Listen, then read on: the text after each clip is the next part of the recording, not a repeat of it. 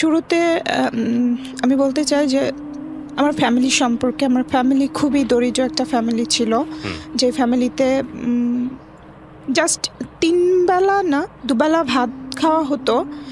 কখনোই না খেয়ে থাকা হয় নাই। ভাত খাওয়া হতো। সেটা লবণ দিয়েও হতে পারে, মরিচ ভর্তা দিয়েও হতে পারে বা আলু ভর্তা দিয়েও হতে পারে। মানে খুবই দরিদ্র একটা পরিবারে হ্যাঁ, আপনার জন্ম। ভাত খাইতাম বাট তরকারির কোনো অপশন ছিল না। মাংস খেতাম আমরা হয়তো বা ২ ঈদে ছাড়া আমরা কখনো মাংস খেতাম না। এটা আপনার শৈশবের স্মৃতি? হ্যাঁ, Okay. শৈশবে। এবং আমাদের বাসায় জাস্ট আমাদের ২টো চৌকি ছিল আর একটা টেবিল ছিল। কোনো চেয়ার ছিল না, কোনো তোশক ছিল না, বেডশিট ছিল না। জাস্ট রান্না করার জন্য কয়েকটা হাঁড়ি পাতিল ছিল। এবং আমাদের কোনো বাড়িঘর ছিল না। আমরা মানে মানুষের বাসায় ভাড়া হিসেবে থাকতাম। ওকে। আমরা ৪ ভাই বোন ছিলাম। আমরা ২ বোন যখন থাকি তখনকার সময়টা আমাদের খুবই ভালো কেটেছে। যখন আমরা ২ বোন থাকি। মানে আপনি সবার বড়? হ্যাঁ, আমি সবার বড় এবং আমার ২ বছর ২.৫ বছরের মতো ছোট আমার ইমিডিয়েট বোন। তো আমার ওই বোন হবার ৫ বছর পর আমার ৩ নাম্বার বোনটা হয় এবং তখন আমার বয়স প্রায় ৭ বছরের মতো। আমার বোনের সাথে আমার ডিফারেন্স ৭ বছরের ৩ নাম্বার বোনের সাথে। তো সে হবার আগে পর্যন্ত আমাদের লাইফটা, মানে যেহেতু আমরা ছোট ছিলাম, আমাদের লাইফটা খুবই ভালো ছিল। মানে খাবারের কষ্টটাও বুঝতাম না। এতটা ভালো ছিল যে আমরা বুঝতামই না। জাস্ট ভাত খাচ্ছি, এটাই আমাদের জন্য অনেক কিছু। এরকম ছিল এবং আমি ছিলাম খুবই শান্তশিষ্ট। মানে খুবই শান্তশিষ্ট আসলে বলার বাহিরে, যে ১০টা কথা বললে হয়তো বা একটা কথারও উত্তর দিত না, এরকম ছিলাম আমি। ঠিক আমার উল্টা ছিল আমার বোন। তো দেখা যায় যখন থেকে আমি যখন স্কুলে ভর্তি হই, এটা হবে ৫-৬ বছর বয়সে। তার আগে মুহূর্ত আমি দেখেছি যে আমার বাবা মার কিছু চলাফেরা, যখন থেকে আমার বুদ্ধি হয়েছে তখন থেকে আমি নোটিস করেছি যে আমার মা ছিল একটু অন্যরকম। অভাব বা কোনো কিছু তাকে স্পর্শ করতো না। সে তার মতো করে ভালো থাকার চেষ্টা করতো। যেমন তার পোশাক আশাক, উনি যেই বাসায় তরকারি থাকে না সেই বাসার মা বা যে কর্ত্রী, সে হচ্ছে স্লিভলেস ব্লাউজ পরতেন, হাত ভরা চুড়ি পরতেন, টিপ পরতেন, এভাবে চলেছেন উনি। তো এগুলো আমার ভালো লাগতো না। কেন জানি ভালো লাগতো না, জানি না, কিন্তু আমার ভালো লাগতো না। আমি বুঝতাম না এটার মানে খারাপ বা এটা অনেকের চোখে বাজে লাগে, এগুলো আমি কিছুই বুঝতাম না। জাস্ট আমি এতটুকু বুঝতাম যে আমার ভালো লাগতো না। এবং আমার বাবা মার সাথে বাবা মার ভেতরে মিল ছিল না কোনো দিক দিয়েই। তাদের ইচ্ছা অনিচ্ছা কোনো কিছুতেই মিল ছিল না। আমার বাবা যেরকম, তার উল্টো আমার মা। বাট একটা পর্যায়ে গিয়ে যখন আমার ৬ বছর বয়স, আমাকে স্কুলে ভর্তি করাইছে মাত্র, তারপরে একটা ঘটনা।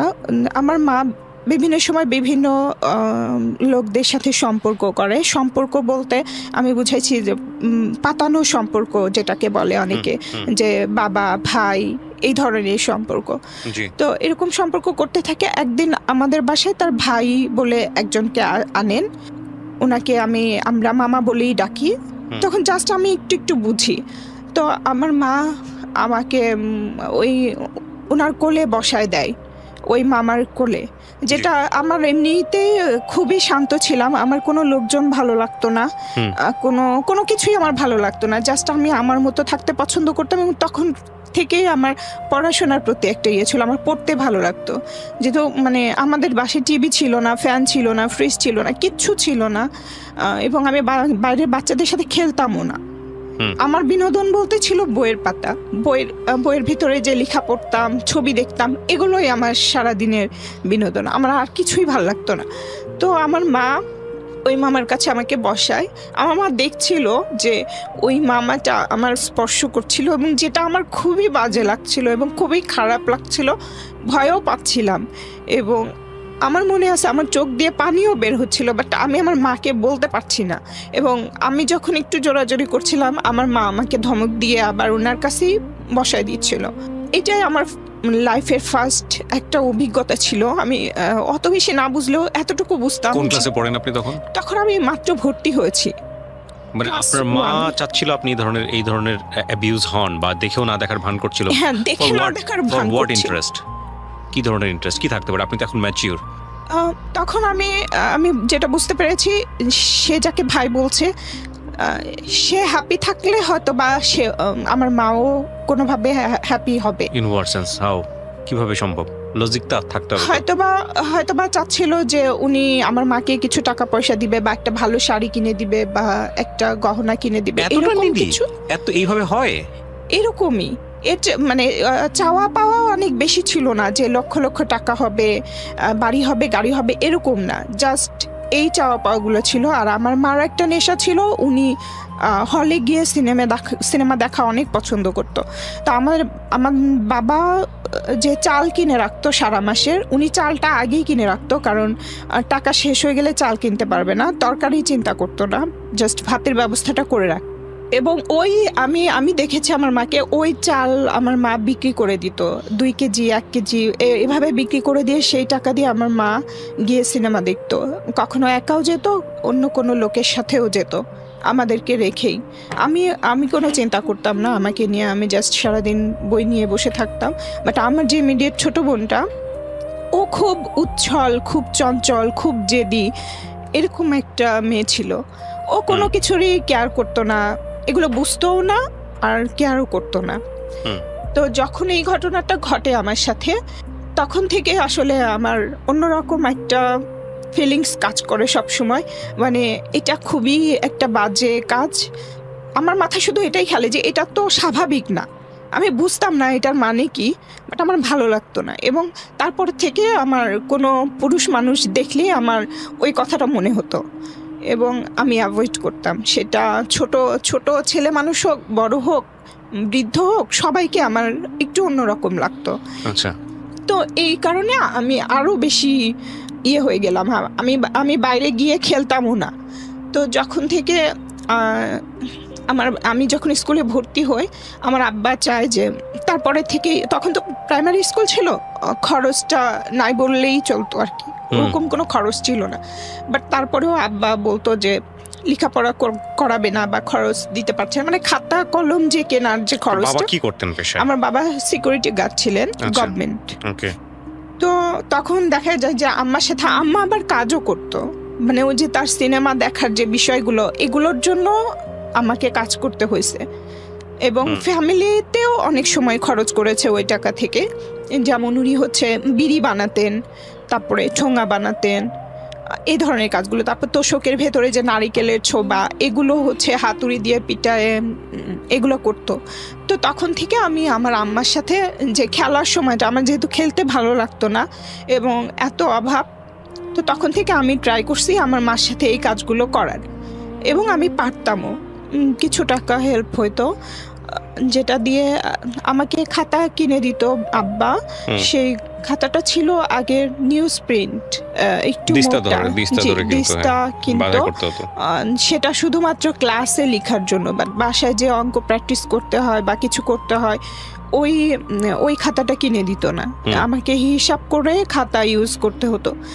আমি খাতায় আগে পেন্সিল দিয়ে লিখতাম, ওই কাগজে পেন্সিলের লেখা দেখা যেত না, কারণ ওটা অনেক বেশি ডার্ক ছিল। হ্যাঁ, যেটা একটু কম দামি সেটা ডার্ক থাকতো। হ্যাঁ, ওটা আমি পেন্সিল দিয়ে লিখতাম, ওটা শেষ হয়ে গেলে আবার ওটার উপরে কলম দিয়ে লিখতাম। তারপরে আমার অভিযোগ ছিল না, আমার শুধু কথা ছিল আমাকে একটু পড়াশোনা করতে দাও।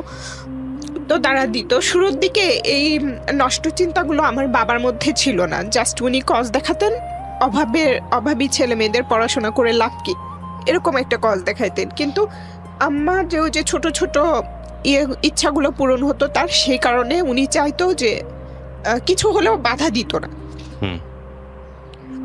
তো তখন থেকে আমি আমার সাথে কাজ করতে থাকি, এভাবেই যাচ্ছিল। আমার ছোট বোন, আমি স্কুলে যেতাম, এর মাঝখানে আমার এই বোনটা হয়ে গেছে। এবং ওই একটা আঙ্কেল আছে, উনি প্রায় আমাদের বাসায় আসতেন এবং খুবই ভালো সম্পর্ক ছিল। মানে সত্যি সত্যি আমাদেরকে মেয়ের মতোই স্নেহ করতেন। আমার ভাই এবং ওনাকে সবাই দেখলে, চেহারাও এক ছিল, চেহারা অনেক মিল ছিল। তো সবাই ভাবতো ওনারা 2 ভাই, সেই হিসাবে সত্যিই ভাবতো সত্যি উনি আমার চাচা। তো আমাদের বাসায় রেগুলার আসা যাওয়া করতো। দেখতাম যে আম্মার সাথে অনেক উনি সবসময় হাসি খুশি থাকতো, মানে সবসময় আব্বা না থাকলেও বাসায় ওনারা। আর আমাদের একটা রুমই ছিল, রুমের বাইরে বারান্দায় আমি সারাক্ষণ পড়াশোনা করতাম, ওনারা রুমের ভেতরে গল্প করতো। তো তখন তো আসলে বুঝতাম না, অনেক পরে বুঝেছি যে এসবের মানে আসলে কি। তো এরপরে আমার ছোট বোন হয়। ছোট বোন হবার পরে আমার ওই বোনটাকে উনি খুবই আদর করে, ওই আঙ্কেলটা। হুম। বুঝতাম না, মানে অনেক বেশি, যেটা কোনো চাচা কোনো তার ভাইয়ের মেয়েকে করে না বা এরকম কিছু। তো একদিন আমার মাকে আমি দেখছি ওনারা কথা বলতেছিল, আমার আম্মা বলতেছিল যে এটা তো আপনারই ইয়ে, কোনো খোঁজ খবর রাখেন না, কোনো খরচ দেন না, এরকম করলে কেমন হয়, এই ধরনের কথা বলছিল। তখন উনি রাগ হয়ে গেছিল এবং বলছিল যে এই ধরনের কথা এগুলো যদি বলতে থাকে আমার মা, তাহলে আর আমাদের বাসায় আসবে না বা আমার মার সাথে কোনো ইয়ে রাখবে না, যোগাযোগ রাখবে না। তখন আমার মা আর কিছু বলে না, আবার তারা স্বাভাবিকই থাকে, আসা যাওয়া কথাবার্তা সব কিছুই হয়। তো তখন আমি বুঝতাম না এই কথাগুলোর মানে কি ছিল। পরে আমি যখন বড় হয়ে আস্তে আস্তে আমি বুঝতে শিখি। তো আমার ছোট বোন আমি যখন ক্লাস 4-এ পড়ি, 4 থেকে 5-এ উঠেছি আর কি, আমাদের কোনো বাড়ি ছিল না ওই সময়। আমার বাবা তার অফিস থেকে এক্সট্রা কোনো একটা টাকা পেয়েছিল, তখন মাত্র 4,000 টাকা শতাংশের 2 শতক জায়গা আমার বাবা কিনেছিল। কিনে ওখানে আমরা বেড়া দিয়ে একটা ঘর করা ছিল, বেড়া দিয়ে ওই ঘরে আমরা থাকতাম, কারেন্ট ছিল না। তো ওখানেই থাকতাম, ওই চাচার বাসার পাশাপাশি আর কি, একই জায়গায় ছিল বাসাটা। তো তখন ওই বাসায় দেখা যায় এলাকার অনেক, তখন আমি স্কুলে যাওয়া আসা করতাম, এলাকার অনেক ছেলে পেলে আমাকে ডিস্টার্ব করতো। সেটা আমি আমার মাকে এসে বলতাম যে এই ছেলে এটা বলছে, ওই ছেলে এটা বলছে। তো তখন তো আমি ছোট ছিলাম, যে কথাগুলো বলতাম আম্মাও ইয়ে করতো যে কেন বলবে এভাবে বা এটা কেন করে।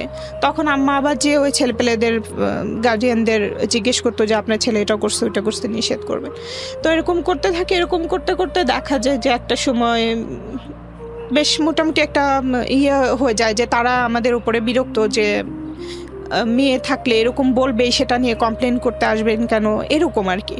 তো ওইটা নিয়েও আমার মা বিরক্ত হয় যে এদেরকে নিয়ে আমার কথা বলে যে তোদেরকে নিয়ে তো ভালো বিপদেই পড়তেছি দিনে দিনে।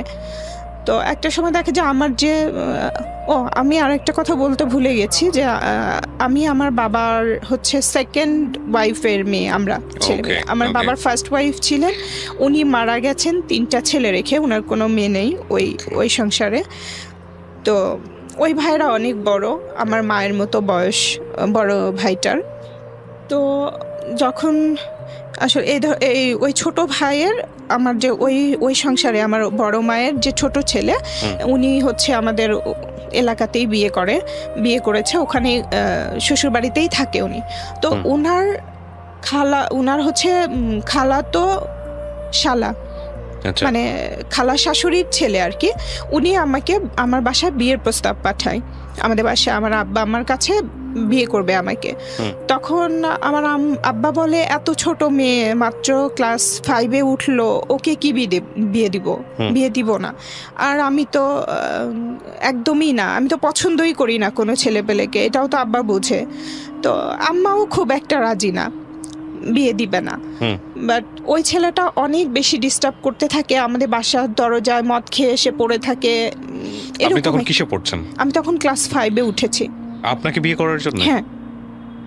না, আমার কোনো ভাই ছিল না। যে আমার যে বড় মার যে 3 ভাই ছিল, সেই 2 ভাই থাকতো তাদের গ্রামে, মানে বাগেরহাট, খুলনা বাগেরহাটে। আর একটা ভাই আমরা যেখানে থাকি ওখানেই বিয়ে করেছিল। বাট ওই 3 ভাইয়ের সাথে আমার বাবার সম্পর্ক ভালো না, যে কারণে আমাদেরকে মানে ওভাবে কখনোই টেক কেয়ার করেনি বড় ভাইয়ের মতো করে, বরঞ্চ অনেক সময় অনেক ধরনের ক্ষতি করার চেষ্টা করেছে বা অনেক অপমান অপদস্থ করেছে আমার বাবাকে, আমার মাকে। তো এটা যখন রাজি হয় না, ওই ছেলেটা এরকম করতে থাকে। একটা পর্যায়ে গিয়ে মা, এলাকাতেও একটু কথাবার্তা হয় যে বিয়ে দিয়ে দিলেই হয়, সংসার চালাইতে পারে না, ছেলে মেয়ে মানুষ করতে পারে না, তাহলে বিয়ে দিলে হয়, এরকম বলা বলি করতে থাকে। তো আব্বা আম্মা খুব বিরক্ত হয় এবং তখনই আব্বা আম্মার মাথায় ওইটা ঢুকে যায় যে আমাকে বিয়ে দিতে হবে, বিয়ে দিলে মানে তারা মুক্তি, আমাদেরকে যে আমাদের পিছনে যে খরচ এটাও হবে না, আর সব রকম ইয়ে থেকে হবে। কিন্তু বিয়েটা কাদেরকে দিবে, মানে যেই সব এরকম অফার পেলে দিবে, তখনও পর্যন্ত আমাকে বিয়ের জন্য জোরাজোরি করে নাই। যখন আমি ক্লাস 5-এ পড়ি, ওই পড়া অবস্থাতে আমার বাবার বড় ভাইয়ের ছেলে, উনি হচ্ছে নিউ মার্কেটে বিজনেস আছে ওনার, রেস্টুরেন্ট বিজনেস। তো উনি আমাদের বাসায় যায়।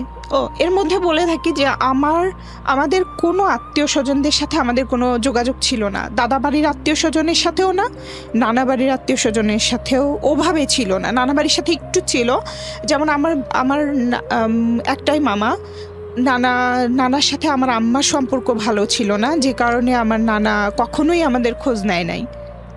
আমরা ছোটবেলায় দেখেছি কিনা ওইটাও মনে নাই।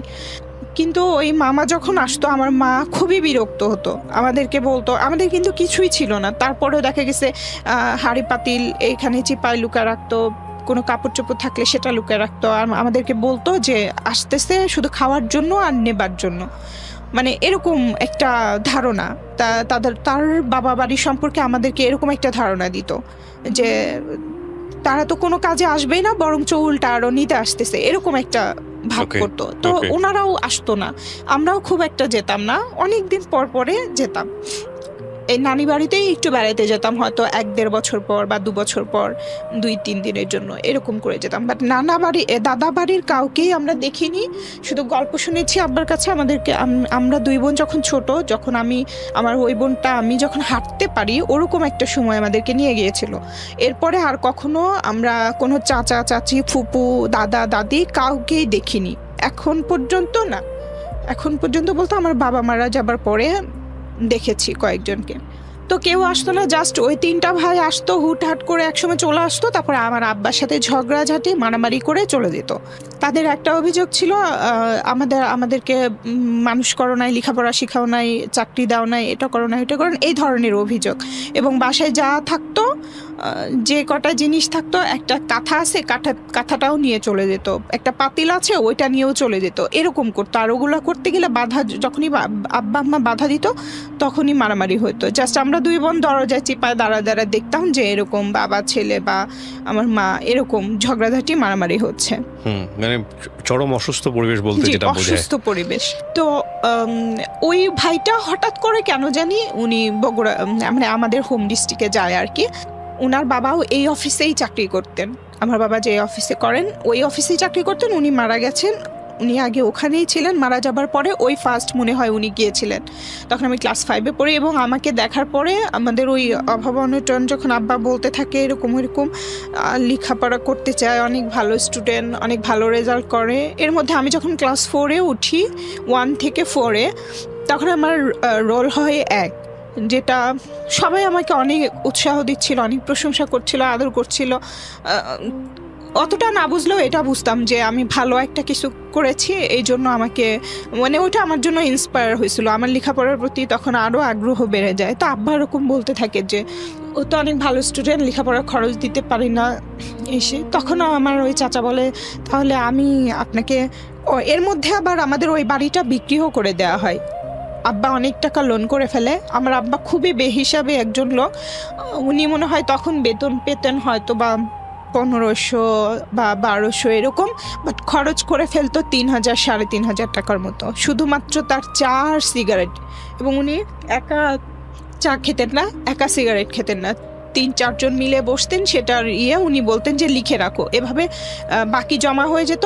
ওইটা জমতে জমতে একসময় 10,000 20,000 এরকম টাকা হয়ে যেত। তো ওই টাকাগুলো আব্বার তো কোনো এক্সট্রা ইনকাম ছিল না, দিতে পারতো না। তখন দেখা যায় যে যেই অ্যামাউন্ট বেশি যার, সে হয়তো আব্বার কাছে আসতো যে ঠিক আছে আপনার মেয়েকে বিয়ে, আমার ছেলে বা আমার ভাই মানে বিয়ের প্রস্তাব নিয়ে আসতো, বিয়ে দিলে এই টাকাগুলো শোধ করে দিবে। তখন আব্বার ভিতরে একটা কাজ করতে থাকে, এবং আম্মার ভেতরে পুরাপুরি একটা লোভ কাজ করতে থাকে। তো আমার চাচাতো ভাই যিনি ছিলেন, উনি আব্বাকে অফার দেয় যে আপনার বাড়িটা তো ছিল জাস্ট 1 বছরের মতো ছিল বাড়িটা, এরপরে বিক্রি করে দেওয়া হয়। তো বলছে যে আপনাকে একটা বাড়ি করে দিব আর কিছু টাকা দিব, আমার কথা বলে যে ওর সাথে আমি ওকে বিয়ে করতে চাই, এটা বলছে। এটা বলার পরে আব্বা আমাকে অনেক প্রেশার ক্রিয়েট, প্রথমে বুঝায়, যখন আমি বুঝি না তখন আমাকে প্রেশার ক্রিয়েট করে এবং আম্মা তো পুরোপুরি মেন্টালি টর্চার করতে থাকে। তখন আমার বৃত্তি পরীক্ষা ছিল, মানে বৃত্তি পরীক্ষা আমার দেওয়ার ইচ্ছা ছিল। স্কুল থেকে সবাই চায় যে আমি পরীক্ষাটা দিই, বাট বৃত্তি আমাকে তো টিউশনিও করানোর মতো ছিল না, আব্বার প্রাইভেট টিচার ছিল না। আমরা বাসায় সারা দিন রাত পড়ে যতটুকু করার ততটুকু রেজাল্ট করতাম। তো একটা যে বৃত্তির একটা বই ছিল মোটা, সব সাবজেক্ট মিলায়ে, ওই বইটা কিনতে তখন বেশ ভালো টাকাই লাগতো, মনে হয় 100-150-200 এরকম টাকা লাগতো। তো ওই বইটা আব্বা আমাকে কিনে দিতে পারে নাই, এবং আব্বা বলছে যে পরীক্ষা দিতে হবে না। তো তারপরে আমি ওই বইটা কেনার অভাবে আমি আসলে আর পরীক্ষা দিতে পারি না, এবং পরীক্ষার একটা মনে হয় খরচও ছিল, ওটা আব্বা দিতে পারে নাই। তারপরে ওই স্কুল চেয়েছিল কনসিডার করতে, কিন্তু পরে আর আসলে পরীক্ষাটা দেওয়া হয় না। তো তখন আমি ভাবি যে আমাকে কিছু করতে হবে, কিন্তু কি করব সেটা বুঝতেছিলাম না। আমি কিন্তু আম্মার সাথে সব কাজই করেছি, যেমন আমাদের ওদিকে ব্যাটারি ভাঙা বলতো, ব্যাটারি ভেঙে ভেতর থেকে একটা পার্টস আলাদা করা, এটার জন্য কিছু টাকা দিত, ওইটা আমি করতাম। তারপর ঠোঙা বানাতাম, এইসব করতাম। আমি আপনি আরো ওই পরে লেভেল থেকে আজকের এই যে জায়গাটায় বসে আছেন, মানে দ্যাট ইজ কোয়াইট, মানে আমার জন্য খুব অবাক হচ্ছে আমি। মানে আপনি পড়াশোনা কমপ্লিট করেছেন কতদূর পর্যন্ত? আমি যখন অ্যাডমিশন টেস্ট দিতে আসি ঢাকায়, ওটা আসার পেছনেও একটা কারণ ছিল, ইচ্ছাটা আগে ছিল এবং আমি অনেকটা বাধ্য হয়েও এসেছি। তো অ্যাডমিশন টেস্ট যখন দিয়েছিলাম ঢাকা ইউনিভার্সিটি এবং জাহাঙ্গীরনগরে, রাজশাহীতে যাবার আমার কোনো অপশন ছিল না। তো আমার ঢাকা ইউনিভার্সিটিতে হয় নাই, জাহাঙ্গীরনগরে আমি চান্স পেয়েছিলাম। পড়াশোনা করা কমপ্লিট কতদূর পর্যন্ত আপনার? এখন আমার মাস্টার্স কমপ্লিট। আপনি এই জায়গা থেকে মাস্টার্স কমপ্লিট করেছেন? এটা কি সব নিজের অর্থে হ্যাঁ, নাকি? আচ্ছা, নিজে। তো এবং তারপরে কি হয়েছে? হ্যাঁ, ব্যাটারির কথা বলছিলেন। হ্যাঁ, তারপর এইসব কাজ করতাম ওখান থেকে, যে কোন টাকা ক্লাসের ঘটনা? এটা আমি ক্লাস 5 এর কথা বলছি। আমি কাজ করি আরো ছোট থেকে। তো চিন্তা করলাম আমাকে কিছু করতে হবে। তখন ওই সময়টাতে আমার মামা আসে গ্রাম থেকে। তা আমি মামার সাথে নানি বাড়িতে বেড়াইতে যেতে চাই। তখন আমার ক্লাস 5 এর পরীক্ষা হয়ে গেছে। তো আমার ভালো লাগছিল না কোনো কিছু। মামা বলছে আমার সাথে যাবি? তো আমি বলছি হ্যাঁ যাব। তো আমি বেড়াইতে গেছি, শুধু আমি একা গেছি, আমার ছোট বোনটা রয়ে গেছে। তখন আমার ছোট ভাইটার বয়স মাত্র হয়তো বা 1 মাস 1.5 মাস এরকম হবে, মানে আতুর ঘর যেটা বলে ওখানেই আছে আমার ভাই মা। তো আমি আমার মামার সাথে চলে যাই আমার নানি বাড়িতে বেড়াইতে কয়েকদিনের জন্য। এর মধ্যে আমার যে ছোট ভাইয়ের কথা বলেছিলাম, তার শালার জন্য আমার বিয়ের প্রস্তাব আসে। ওই ছোট ভাইটা কোনো একটা প্ল্যান করে আমাদের কোনো ক্ষতি করার জন্য, ওই রাগ থেকে যে আমরা তাদেরকে ডিনাই করেছি, যে তাদের প্রস্তাবটা মানি নাই, বিয়ে দেই না, বা এটা থেকে প্রতিশোধ নেওয়ার জন্যই হোক বা যেভাবেই হোক, তারা আমাদের কোনো একটা ক্ষতি করতে চাচ্ছিল। এই কারণে আসে আমাদের বাসায়, এসে দেখে আমি নাই। তো তখন আমার ওই ছোট বোনটাকে বলে যে আমাদের ওখানে মেলা হচ্ছে, চল মেলায় ঘুরতে নিয়ে যাই, এটা বলছে। তো আমার আম্মা তো জানে যে ওই ভাইটা ভালো না, আমাদের কোনো ক্ষতি করবে। তা আম্মা চাচ্ছিল যে না যেতে, বাট ও জেদ ধরে বসছে, ও যাবে। তো ওকে মেলায় নিয়ে গেছে। আমি খুবই শর্টকাটে বলছি, এর মধ্যে আরো অনেক বিষয় আছে। যেমন ওকে নিয়ে যাচ্ছিল একটা থানা, ওদের এলাকায় যখন ঢুকে গেছে, একটা থানা ক্রস করতে, ওই থানার সামনে দিয়ে যাচ্ছিল। তো আমার আব্বা দেখতে অনেক কালো ছিল, অনেক উঁচা লম্বা ছিল, আর আমার ভাইয়েরাও আব্বার মতো ছিল দেখতে। আর আমার ছোট বোনটা ছিল অনেক বেশি সুন্দর, পরীর মতো ছিল, মানে একদম পিঙ্ক কালারের গায়ের রং যেটা হয় সেরকম। তো যখন এরকম কয়েকটা লোকের সাথে, এরকম কালো কালো কয়েকটা লোকের সাথে এত সুন্দর একটা বাচ্চা যাচ্ছে, ওই থানার লোকজনেরা ওদেরকে ওখানেই আটকায় দেয় এবং প্রশ্ন করে যে কে কি। আমার বোন বলছে যে এটা আমার ভাই, বাট ওরা বিশ্বাস করছে না। তখন আমার আব্বার অফিসে ফোন দিয়ে আমার বাবাকে ডাকায় যে এরকম এরকম ঘটনা, আপনি আসেন, এটা কি আপনার মেয়ে কিনা আর ওইটা আপনার ছেলে কিনা। তো আমার আব্বা যায়, যাবার পরে বলে হ্যাঁ ছেলে। তো তখন ছেড়ে দেয়, আমার বাবা সহ তারা নিয়ে যায় একটা বাসায়। নিয়ে যে আমার বাবা যেটা বলেছে, আমার বাবাকে নাকি হাত পা বেঁধে গলায় ছুরি ধরে তারপরে এই কাজটা করা হয়েছে। আমার বোন তখন ক্লাস 4-এ ওঠে। কি করা হয়েছিল? মানে আমার বোন ক্লাস 4-এ পড়ে, ওর সাথে ক্লাস 5-এ পড়ার একটা ছেলেকে বিয়ে দিয়েছিল। আপনার বাবাকে ধরে? হ্যাঁ। কেন? জাস্ট হচ্ছে একটা কালি লাগাই দেওয়ার জন্য। কেন করবে আপনার বাবাকে সেটা? আমার বাবা বিয়ে দিতে চাচ্ছিল না, যে আচ্ছা। কারণে তার আমার ভাই আমার বাবা এটা আমার বাবা বলেছে আমাদেরকে। পরে বড় আচ্ছা। হলে আমার আব্বার কাছে যখন গল্প শুনতাম তখন বলছে আমি বাধ্য হয়ে দিছিলাম এটা। ওকে। তো ওই ছেলেটার সাথে ওইটাও আমার ওই ভাইয়ের শালির দেবর ছিল। ওকে। ওই ছেলেটার সাথে ও একটা বাচ্চা ছিল, আমার বোনও বাচ্চা ছিল, বিয়ে দিয়া ওখানে একটা রাত মানে রেখে দিছে, আমার বোনকে আসতে দেয় নাই, আমার বাবাকে পাঠিয়ে দিছে। তখন আমার আব্বা যখন খালি বাসায় আসছে তখন আম্মা বুঝতে পারছে যে কিছু একটা হয়েছে। তো তখন আব্বাকে বলছে কি হয়েছে, বলে এই ঘটনা। তখন বলছে যে না, এত ছোট মেয়েকে ওখানে কিভাবে রেখে আসছো, এই করছো। পরে সকালবেলা উঠে ওই যে আঙ্কেলের কথা বলছিলাম যে আমার মা আঙ্কেলের সাথে একটা ভালো রিলেশন ছিল, ওই আন্টিকে নিয়ে আমার আম্মা যায় ওদের বাসায়, যে আমার ওই বোনকে নিয়ে আসে এবং তখনই তারা ডিভোর্স দিয়ে দেয়। জাস্ট ওটা কেন করছিল জানি না, তখন বুঝি নাই। এখন মনে হয় যে জাস্ট আমার ফ্যামিলিটা অনেক দরিদ্র ছিল, কিন্তু আমার কারণে এবং আমাদের দুই বোনের কারণে সারা গ্রামে আমাদের অন্যরকম একটা প্রশংসা ছিল। সবাই প্রশংসা করতো, আমার আব্বা আম্মাকে সম্মান করতো যে এই ঘরে এরকম দুইটা বাচ্চা আছে যাদের আচার ব্যবহার কথাবার্তা সবকিছুই সবার পছন্দ। তো হয়তো বা এইসব কারণেও হতে পারে যে জেলাস থেকে বা যে কোনো কারণেই হতে পারে এই কাজটা করছিল তারা, এবং তখনই ডিভোর্স হয়ে যায়। তো আমার বন্ধু তখন কিছু বুঝতো না, বিয়ে কি ডিভোর্স কি এসব কিছুই বুঝতো না। জাস্ট এক সপ্তাহ পরে যখন আমি নানি বাড়িতে আসি তখন আমাকে, যখন বাসায় ঢোকার আগে কয়েকজন বলে তোমার বোনের তো এরকম বিয়ে হয়েছিল। তা আমিও তো তখন অত ভালো বুঝি না, জাস্ট বিয়ে শব্দটা পরিচিত, বাট বিয়ে মানে কি, ডিভোর্স কি, এগুলো তো অত ভালো বুঝতাম না। তা আমি আম্মাকে এসে বলি যে কি হয়েছে, বলে কি এরকম ঘটনা। তো যাই হোক, তখন পরে আমরা যখন স্কুলে যাইতাম ওকে সবাই বিভিন্নভাবে খ্যাপাইতো যে তোর তো বিয়ে হয়েছিল এটা ওটা। ওর আবার এটা খুব রাগ ছিল, জেদি ছিল, ভালো লাগতো না। তো তখন থেকে ওর স্কুলের প্রতি একটা অনীহা চলে আসে, মানে ও স্কুলে যাবে না, এসব কথা তার ভালো লাগে না।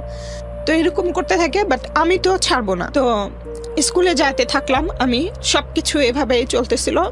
যাই হোক, স্কুলে গেলাম, একটা সময় দেখা গেছে আমার জন্য আরো হেল্প হলো। আমরা যখন আব্বা নেক্সটে একটা পাকা ঘর ভাড়া নিল, মানে যেটার মেঝে পাকা, তো তখন আমার জন্য আরো সুবিধা হলো।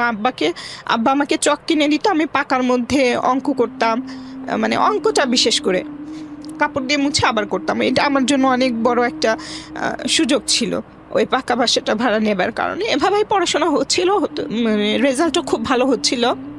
যখন আমি এর মধ্যে ওই আমার চাচাতো ভাইয়ের ওইটার জন্য আমাকে সবসময় প্রেশার ক্রিয়েট করা হচ্ছে।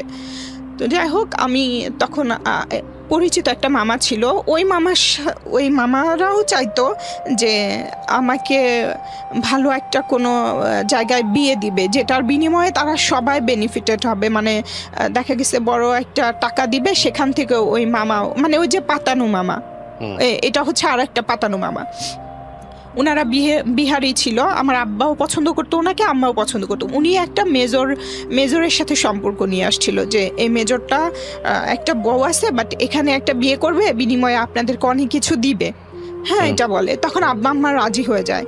তো আমাকে বলতে থাকে যে এরকম একটা লোক, আমি বলছি মেজর হোক বা যেই হোক আমি বিয়ে করব না, যেই হোক না কেন বিয়ে করব না, সেটা যেই হোক। তো তখন ওনারা আমাকে একটা সেলাই মেশিন কিনে দেয় ওই মামা। তখন আমি সেলাই মেশিনটা নেই, মানে বিয়ের জন্য না, বলছে ঠিক আছে। ওনারা আমাকে আস্তে আস্তে কনভিন্স করতে চাচ্ছিল, মানে লোভ দেখায় হোক বা যে কারণে হোক। তো ওনার মামা আমাকে বলে যে একটা সেলাই, এটা আমি পরে বুঝতে পেরেছি যে এগুলো একটা ইয়ে ছিল। তো উনি আমাকে একটা সেলাই মেশিন কিনে দিছে। আমি তখন ক্লাস 8-এ পড়ি, না 7-এ পড়ি। তখন আমাকে সেলাই মেশিন দিয়েছে এবং আমি একটা আপুর কাছ থেকে কাজও শিখি, সেলাইয়ের কাজ। তারপর থেকে আমি সেলাই কাজ করতে থাকি। আর আসলে যেমন অর্ডারে যে মশারি, এইসব নেট ব্যাগ, এগুলো সেলাই করতে থাকি। তারপরে আশেপাশের মহিলাদের ব্লাউজ, পেটিকোট, এইসব এভাবে করেই চলতেছিল। আর এর মাঝখানে আব্বা হচ্ছে করতো, আব্বার অফিস থেকে যেই লোকেরা ফিল্ডে যেত, আমাদের ওখানকার অফিসে ফিল্ডে যেত, তারা সবাই জানতো, ঢাকা অফিসে সবাই জানতো যে সুলাইমানের 2টা মেয়ে আছে, মানে সবাই প্রশংসার ইয়েতেই দেখতো। তো যখনই যেত খবর দিত যে তোমার, মানে আমার বাবাকে বলতো যে তোমার মেয়ে দুটোকে নিয়ে আসবা। দেখা করতে যেতাম, ভালো কোনো কাপড় ছিল না আমাদের। ভালো কাপড় বলতে স্কুল ড্রেস। স্কুল ড্রেসটা হচ্ছে আমার সবচেয়ে ভালো ড্রেস ছিল, ওটা পরে যেতাম।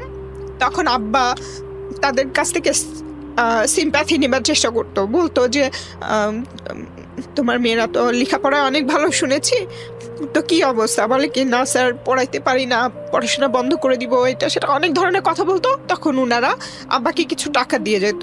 যে এটা খুব আপনি বুঝতেন যে বাবা ইচ্ছা করে এটা করতেছে বা হ্যাঁ, নিরুপায় ইচ্ছা হয়ে করে করতেছে, বা নিরুপায় হয়ে করতেছে। হ্যাঁ, ইচ্ছা করেই করতেছে।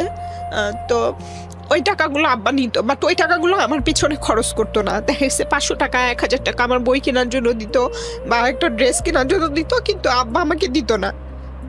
মানে এভাবে মানুষের কাছ থেকে আমাকে দেখায় দেখায় টাকা নিয়ে এনে উনি খরচ করতো, যেটা আমার ভালো লাগতো না। আর আমি তো কাজ করে দিতামই, আমার যতটুকু আমি কাজ করতাম জাস্ট আমার খাতা কলম ছাড়া। আমার স্কুলে কোনো বেতন ছিল না এবং কোনো দিনই আমি প্রাইভেট কি জানি সেটা বুঝতাম না। তো যখন আমি ক্লাস 7-এ পড়ি, একদিন আফসোস করতেছিলাম যে প্রাইভেট কি, মানুষ কিভাবে প্রাইভেট পড়ে, কিভাবে পড়ায়। তো আমার ছোট বোন বলছে তুই প্রাইভেট পড়তে চাস, তুই শুধু একবার বল। আমি বলছি হ্যাঁ চাই। তখন ওর অনেক জেদ ছিল, ও যেটা জেদ করবে সেটা আমার বাবা মাকে দিতেই হবে। 1 দিন 2 দিন 10 দিন বিছানায় না খেয়ে বিছানার সাথে লেগে যাবে, উঠতে পারবে না। ও সেটাই করতো, না খেয়ে থাকতো যতক্ষণ তার ইচ্ছা পূরণ করবে না ততক্ষণ। তো একটা সময় যে আব্বা আম্মা বাধ্য হইতো তার ইচ্ছা পূরণ করতে। তো বলতো যে এরকম আমাদের দুইজনকে প্রাইভেট পড়তে দিতে হবে। তো আম্মা পাশের এলাকার একজন মহিলা টিচার ঠিক করছে। তো আমরা যাচ্ছি, খুব এক্সাইটেড, প্রাইভেট পড়বো। কিভাবে পড়ায় জানি না, তো প্রাইভেট পড়ে কি, আমি তখন ক্লাস 7-এ পড়ি। তো উনি যাবার পরে একটা মাদুর, যেটা বলে মাদুর বিছায় দিছে, আর উনি পিঁড়িতে বসে আছে, টিচার যিনি। তো আমাদেরকে অঙ্ক করাচ্ছে। দেখলাম যে আমি বলছি ম্যাডাম এটা বুঝি না। তো উনি অঙ্কের গাইড উল্টায় উল্টায় দেখতেছিল যে এটা এভাবে এভাবে করতে হয়। তখন আমি মনে মনে বলি এটাকে প্রাইভেট বলে, তাহলে তো আমি তো নিজে পারবো, একটা নোট কিনে নিব অঙ্কের, তাহলে আমিই পারবো। পরে ওর পরের দিন আর যাই নাই, আমার লাইফের এটাই প্রাইভেট পড়া। তো যাই হোক, এভাবে চলছিল। যখন আমি ক্লাস 8 থেকে 9-এ উঠি, আমার আব্বা আম্মা আমার পড়াশোনা বন্ধ করে দিবে, এই চাচাতো ভাইকে বিয়ে না করলে পড়াশোনা বন্ধ করে দিবে, বা আরও অনেকগুলো অফার ছিল তাদের হাতে। ওই মেজর ছিল, তারপরে আরও কয়েকজন ছিল যারা তাদের বাড়ি করে দিবে, জায়গা ঋণ শোধ করে দিবে, অনেক টাকা পয়সা দিবে, এরকম অনেক অফার ছিল। যেটার কারণে আমার আব্বা আমাকে প্রেশার দিতে থাকে যে তুই যদি পড়াশোনা বন্ধ না করিস বা বিয়ে না করিস তাহলে হচ্ছে করব, তোকে বাসা থেকে বের করে দিব, এরকম বলে। তো আমি তখন পৃথিবীর কিছুই বুঝি না, আমি জাস্ট ঘরের ভেতরের জানা দেখা আর ক্লাসের ভিতরে দেখা। আর যাবার পথে যে ক্লাসে পড়তেন আপনি ওই সময়? তখন আমি ক্লাস 7 থেকে 8-এ উঠবো। ওকে। তখন তো আমি ওই শুধু অতটুকু রাস্তা চিনতাম, আর কিছু বুঝতাম না। তো আমাকে যদি বের করে দেয় আমি কোথায় যাব? তখন আমার মামা আবার আসে, ওই আমার যে আপন মামা উনি আসলে আমি মামাকে বলি যে মামা আপনার সাথে নিয়ে যাবেন, আমি আপনাদের ওখানে স্কুলে পড়াশোনা করব, ওখান থেকে আমি এসএসসি পরীক্ষা দিব, এখানে আব্বা আমাকে পড়াবে না। তো এরকম করে আমি মামাকে রাজি করাই। উনিও অনেক ছিল, মানে আমাদের পিছনে যে 1 টাকা খরচ করবে ওই মন মানসিকতা ছিল না। কিন্তু আমি অনেক কান্না করতেছিলাম যে আমাকে এইটুক সুযোগ দেন। আর ওনার কোনো ছেলে মেয়েও ছিল না, তারপরে উনি হেল্প করতে চাচ্ছিল না। কিন্তু আমি একটা সময় অনেক কান্নাকাটি করে অনেক বুঝাই যে আমি ওখানে আপনাদেরকে কিছুই ডিস্টার্ব করব না, খাওয়া দাওয়া নিয়ে আমার কোনো কমপ্লেন থাকবে না, কিছু থাকবে না, জাস্ট আমাকে একটু স্কুলে যাওয়া আসা করতে দিবেন, এসএসসি পরীক্ষা দিতে দিবেন। তো আমি তখন 7-এ পড়ি, এসএসসি কিভাবে দিব? তখন আমি চিন্তা করলাম যে আমাকে কিছু করতে হবে, মানে ড্রপ করতে হবে, আমার স্কিপ করতে হবে, আমার ক্লাস 8-এ পড়া যাবে না, আমাকে তখনই 9-এ পড়তে হবে, তাহলে আমি 1 বছর আগায় যাব। তখন আমি এখান থেকে যখন ক্লাস 7-এ পরীক্ষা দিই, তখন আমি নানি বাড়িতে চলে যাই, যে আমি 8-এর ক্লাসটা না করে আমি ওখানে গিয়ে ক্লাস 9-এ ভর্তি হই। ওকে। তো মাঝখানে আমি আবার এখানেও এসে থাকি 3-4 মাস করে, আবার ওখানে যাই। এখানে যখন আসি আমি ক্লাস 8-এর ক্লাস করি, যে স্কুলে পড়তাম 7 থেকে 8-এর ক্লাস করতাম, আর নানি বাড়িতে যেয়ে 9-এর ক্লাস করতাম, একসাথে 8-9। এভাবে করে তারপরে যখন আমি এখানে 9-এ উঠে যাই তখন তো ওখানে 10-এ উঠে যাই, তখন আমি ওখান থেকে পরীক্ষা দিই এবং আমার সাবজেক্ট ছিল সায়েন্স থেকে আমি পরীক্ষা দিই। আমার একটা খালাতো ভাই ছিল, উনি আমাকে হেল্প করেছে আমার ফিজিক্স, কেমিস্ট্রি, ম্যাথে উনি আমাকে দেখাই দিতেন। আর এর মধ্যে আমি মামার বাড়িতে আর থাকতেও পারি নাই, মামা যে আমাকে হেল্প করতে চাচ্ছিল না, আমি তো একরকম জোর করেই গেছি। কিছুদিন পরে আমাকে ওখানে আর তারা রাখে নাই, তখন আমার মার দুঃসম্পর্কের মানে চাচাতো বোন আর কি, পাশের এলাকার, ওনার ওখানে আমাকে পাঠায় যে কোনোভাবে। যেহেতু আমি এখানে আসতে চাচ্ছিলাম না, আমি আম্মাকে কনভিন্স করছি যে তুমি শুধু আমাকে পরীক্ষা দিতে দাও, তোমার সব ইচ্ছা আমি পূরণ করব, শাড়ি, চুড়ি, গহনা যা আছে সব কিছু।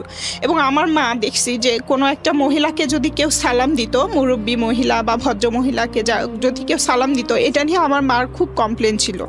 ওই মহিলাকে সালাম দেয়, উনি কষ্টও পেত যে আমাদেরকে তো কেউ সালাম দেয় না। তখনই আমি মনে মনে ডিসিশন নিয়েছিলাম, একটা সময় তোমাকে সবাই সালাম দিবে, তোমাকে এমন একটা জায়গায় নিয়ে যাব। তো আমার মাকে এগুলো লোভ দেখায় যে তুমি জাস্ট আমাকে এসএসসিটা দিতে দাও।